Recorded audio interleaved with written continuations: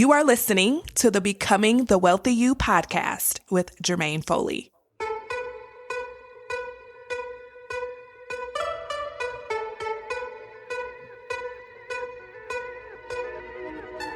If you're a woman who makes good money in your career or business, but you're not building wealth like you want to, then you're in the right place. In this podcast, you'll learn how to stop overspending, break free from the cycle of debt, save lots of cash, and become the wealthy woman you were born to be. Let's dive in. Well, hello there. Welcome back to the podcast. Today, I want to talk about a word that has come up for me a couple times this week, and that word is stewardship. Now, I know stewardship is not a word that we use every day, but I think it's such an important word when it comes to money. Because stewardship is really about taking care of what you have. And when it comes to your finances, that means taking care of the money that comes into your life. Not just making it, not just spending it, but actually caring for it, paying attention to it, managing it, directing it, and using it well in your life. And I want to talk about this because so many women that I work with, they make good money, but they still feel like too much of it is going out the door. They feel like they don't have the margin or the breathing room that they want. And they still look around and think, I have no idea where my money is going. And they think things like they should have more savings, more in retirement, and way less credit card debt. And sometimes they even feel like money comes in and just goes right back out the door. And this is where stewardship really comes in. Because sometimes the issue isn't that you don't make enough money. Now, sometimes that can be the issue, right? Sometimes you do really need to work on bringing your income up. But for the women I work with in private money coaching, that's not their issue. They already are doing well. They already make good money and they know it. And so for them, the issue is that the money coming in needs to be taken care of differently, right? And it's very interesting because I hear this often from women that I work with, especially those who may have started out lower on the pay scale, right? As they were building their career or building their business, they felt like they really needed to be on top of their money. They didn't have as much money coming in. They were on top of it. They knew where every dollar was going. They budgeted. There was only so much money, so they had to be really, really careful with it. But once they started making more, all of that went out the window. They stopped paying close attention. They got more lax and just started being more free with it. And I think this is such an important thing to discuss because for a lot of you, as your income increases, your attention decreases. The more money that you make, the less you feel like you need to pay attention to it. And at first that could feel really liberating, right? It feels like finally I don't have to track every dollar. I don't have to watch everything. I don't have to be so careful. I can just breathe and finally enjoy my money. And I get it. That makes sense because when you make less money, maybe paying attention to it felt very restrictive. You felt deprived. You felt like you had to say no to a lot of things and you could barely say yes to other things. So when you started making more, it felt good not to have to do all of those things and feel so restrictive. But here's what I want you to know. When you made less money, the fact that you just had less to work with, that in and of itself created direction for your money, right? Because you only had so much. And so you had to be really careful with it. And it was like built-in direction, built-in attention because you had to, right? You had to think about where it was going. But when you make more, when you started making more, you need to really be careful because that is when it matters even more because you have to create that direction on purpose. Because if you do not direct the money, I don't care how much it is, it will disappear. And that is where a lot of us can get frustrated because we're making more than we've ever had before, yet it doesn't feel like we're getting ahead. It feels like the money's coming in and again, going right back out. And this could be because your income increased, but your attention to it decreased.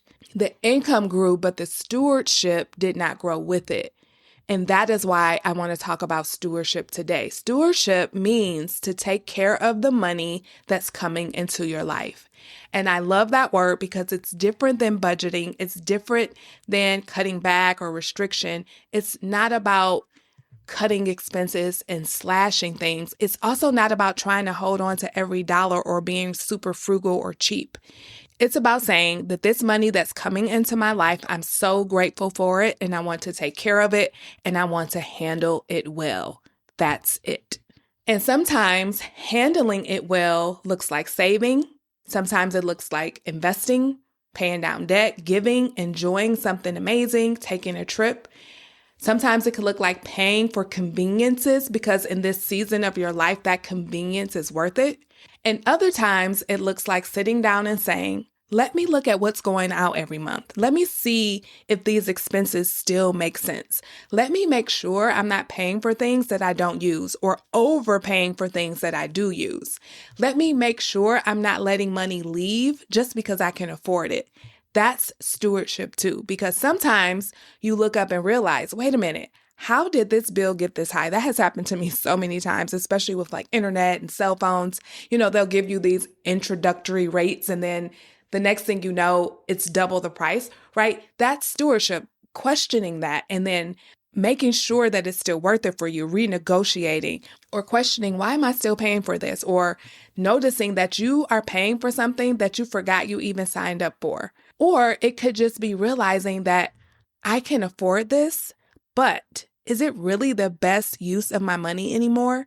That right there, that's a stewardship question. Stewardship asks, is this the best use of my money? And this is where I want us to slow down a little bit because when you make good money, I can afford it. I'm using air quotes. I can afford it can easily become justification for spending, right? I can afford the bill. I can afford the upgrade. I can afford to keep paying for this thing that I barely use because I don't feel like calling and getting it changed or getting it canceled, right? So you keep paying for stuff out of avoidance. But being a good steward causes us to pause and ask, is this the best use of my money based on my values and the season of life I'm in? Being a good steward will cause us to sit down, and I'll talk about this in a little bit, once a year and renegotiate things and make sure that we're not, again, paying for things we do not use or overpaying for things that we do use. Being a good steward, again, it's asking the question, is this the best use of my money? And sometimes the answer is yes, but sometimes it's no.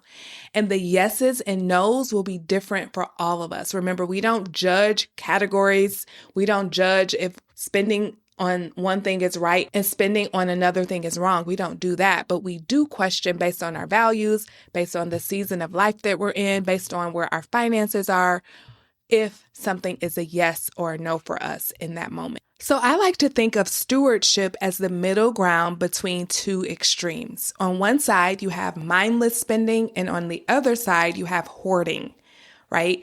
And mindless spending is the kind of spending where money is going out and you haven't really stopped to question if it still makes sense.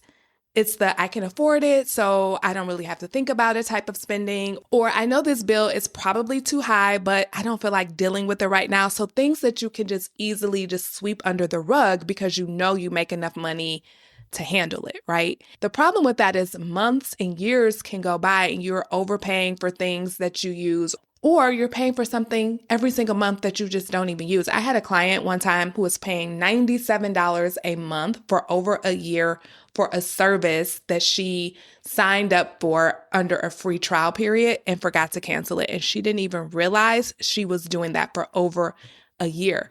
If you think about it, $97 times 12, that is just under $1,200. Just gone. That is what I mean by stewardship. That is not being a good steward of the money, even though she could clearly afford it, right? She was paying for it.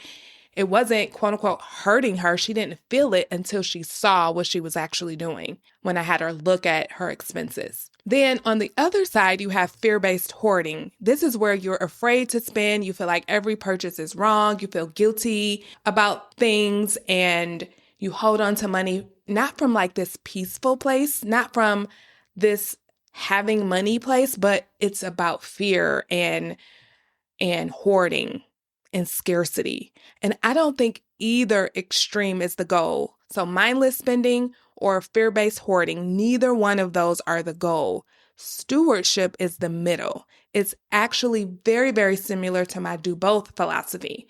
Stewardship says that I can enjoy my money and pay attention to it. I can spend and I can spend on purpose. I can save and invest and still use my money to enjoy my life. I can let money leave when it makes sense and I can let it stay when it makes sense. That is stewardship. It is not hoarding. It is not being lax. It is not pretending money doesn't matter. It's taking care of it and handling it well. So because stewardship is also a biblical principle, I want to touch on that for a moment. There is a story in the Bible about the servants and the talents. And this is a very familiar story from the Bible where each servant was given something to manage. Two of them put what they were given to work, they multiplied what they were given, and the other one buried what he was given out of fear of losing it. And we know that the one who grew what he was given more to manage, and the one who buried what he had, his was taken away. And the thing that stands out to me about this story is that stewardship, again, is not about hoarding. It's very clear. That is not what stewardship is. It is about managing and growing and taking care of what is given to you. It is about doing something with it. It's about growth. And I think it's such a powerful way to just think about your money, because good stewardship is not just holding on to money and being afraid to use it. And it's not about just spending it because it's there. It is saying, how can I use what I have wisely? How can I enjoy it with intention? How can I grow it? How can I make sure that it is supporting my life today and in the future? That is the heart of stewardship. And here's the mind-blowing thing I want you all to hear. More income requires more stewardship, not less. More money requires more attention, not less. And this is the opposite of what we think, right? Remember, I started off by saying many of my clients have told me that, Jermaine, when I was making less money, I was on top of it. I paid attention. I managed my money. But then when I started making more, I stopped. I got a little bit more lax. I got a little bit more loose. And now I feel out of control. I have all this debt. I have very little saved. I have some saved, but not nearly as much as I need to feel comfortable. You know what I mean? Like, they don't have that 6 months of expenses saved in their Life Happens Fund. Their retirement is not on track for them to be able to retire at retirement age and have plenty of money to continue on with their lifestyle. Right? Because I think we've gotten it wrong. We feel like the more money we make, the more lax we can be. But what if the opposite is true? Not what if it's true. I'm telling you that it is true. So the more money you make, the more on top of it you need to be. But here's the difference. You do not need to do it from the energy of not enough or limited money, or I don't have that much money, so I have to be on top of it. It's so different, and it's so much more fun to manage money from abundance, to manage money from a place of, oh, I'm making all this money, I need to take care of it. It's so different. The energy is different. And so I think sometimes we resist managing our money as we make more because we think it needs to feel like it did when we made less, and that's not the case. And this is why I teach my clients a way to manage their money that is so liberating, that doesn't require a lot of their time, that doesn't require being on a strict budget or having to track every dollar. There's just so much liberation in the way that I teach my clients how to manage their money, yet it is being managed, it is being taken care of, and they feel so much more in control of it versus just not paying attention to it and then constantly thinking about it because they know that more money is going out than they want. They don't know where it's going. They see their savings not growing. They see their debt increasing, and they know that they're off track with retirement, right? We can get rid of all of that mind drama and start just managing money from this place of abundance, from this place of stewardship. Because the truth is, if you do not take care of the money coming into your life, it is very easy for that money to leave just as quickly as it came. Because just like we see in the story in the Bible, you'll be given more to manage. And this is not magical at all. It is just true. I can tell you from my own life, as soon as I started managing my money well, more money came. I see it with my clients all the time. When they start managing their money well, raises come, more clients come. They just have more to manage. Think of if you're a parent or if you have anybody in your life who is younger than you. Maybe it's a niece or a nephew. And if you're giving them like a nice thing, let's say you're giving them an iPad, right? And they take care of it. They're very likely to get something else nice later, right? Maybe they'll get an iWatch versus if you give a child an iPad and they break it and they don't take care of it, they're losing it, they crack the screen, they do all the things to not steward it well. The likelihood of them continuing to get more and more gadgets or things to have or to manage is very low, right? It's the same thing with us when it comes to money. So let's look at this in a very practical way. Stewardship might look like reviewing your regular expenses once a year and optimizing them. Just once a year, sitting down and asking, what am I paying for? What am I using? What has increased? What no longer makes sense? What am I paying for just because I haven't taken the time to cancel it or reduce it or renegotiate it? That may sound simple, but I will tell you, so many people don't do this. I do this every year, especially with my car insurance and like any utilities that are negotiable. Think cell phone bill, internet bill, cable bill, those kinds of things. It could also look like putting your savings on auto draft so that it happens without you having to think about it. Every single month, every time you get paid, money is going into your high yield savings account. Or it could be making sure that your investments are automatically increasing every year. Again, this is not about restriction. This is about responsibility, but in the best sense of the word. It's the kind of responsibility that gives you more options because when you take care of your money can take better care of you.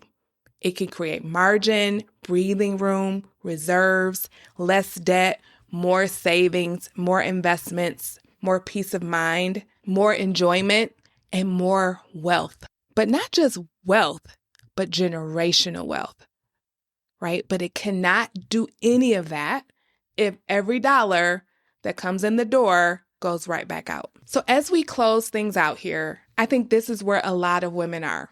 They are making good money, but there's this quiet question in the background. Why can't I get this money thing right? Right? Every other area of my life is going well, but for some reason, I just can't figure this money stuff out. If that's you, it is not about beating yourself up about what happened in the past. It's about deciding how you want to handle the money coming into your life now.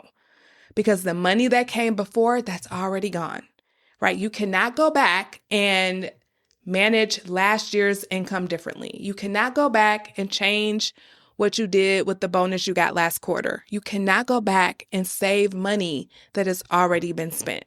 But what you can do is decide that from this day forward, you will be a better steward of your money. You will pay attention, you will use your money well, and those decisions right there will change everything for you. Because stewardship is not about perfection, it is about paying attention and making better decisions with what you have in your life now and in the future. And this is exactly the kind of work we do inside private money coaching because a lot of women do not need someone telling them that they should save, they should pay off debt, they should invest. They already know that. You already know that. What you need is help honestly looking at what's happening with your actual money, what's coming in, what's going out, where you're spending out of habit, where money is not staying, why debt keeps coming back, what needs to change so that your financial life can finally reflect how much you make. Inside of money coaching, I help you steward your money better so that your income can become more than just money that comes in and goes right back out, so that it can become what you work so hard for: freedom, margin, breathing room, and options. So if this is what you want, you are invited to book a one-to-one money coaching consultation. You can go to jermainefoley.com/consult. That's Jermaine with a G, foley.com/consult to book yours. And what we'll do during that call, it will be on Zoom. It will be just me and you. We'll look at where you are, where you want to go, and how I can help you to get there. So if you have a lot of debt that's reoccurring, you pay it off, but run it back up again, we'll look at how we can stop that. If you can't save or keep money, or if overspending is keeping you stuck, we'll look at that, and I'll tell you how I can help you change that. I promise you, no matter where you are, you do not have to stay there. You can change. And when you come to the call, you do not need to prepare anything. You just need to come with an open mind and being ready to change. And what coaching is going to do is help you to make that change that you want a reality, right? You commit, but coaching will help you stick to that commitment, not just one time, but over and over and over again. And for any of you who are on the fence, you've been thinking about booking a call, but you're afraid, you're nervous. Listen, nervousness is normal, but it doesn't mean that you shouldn't do it. Nervousness just means that you're about to do something you've never done before. And that's what we need. When we want to change, we have to start doing things differently. Because what got you where you are, the habits, the behaviors that got you to the place you are financially, those habits and behaviors, that way of thinking, it will not get you to the next level you want to be at. And coaching, that's what coaching does. It gets you to that next level. It helps you to change the way you think, change the way you act, change the way you behave with money so that you can create a different result in your life. It is transformative to go from spending everything you make to not having the ability to save, to constantly being stuck in the credit card debt cycle, to all of that just being non-existent anymore. That is transformational, and that is what coaching provides. If this sounds like the support you need and you're ready for it, all you have to do is go to jermainefoley.com/consult, or you could click the link in the show notes as well. I can't wait to meet you. I'll see you next time. Bye-bye.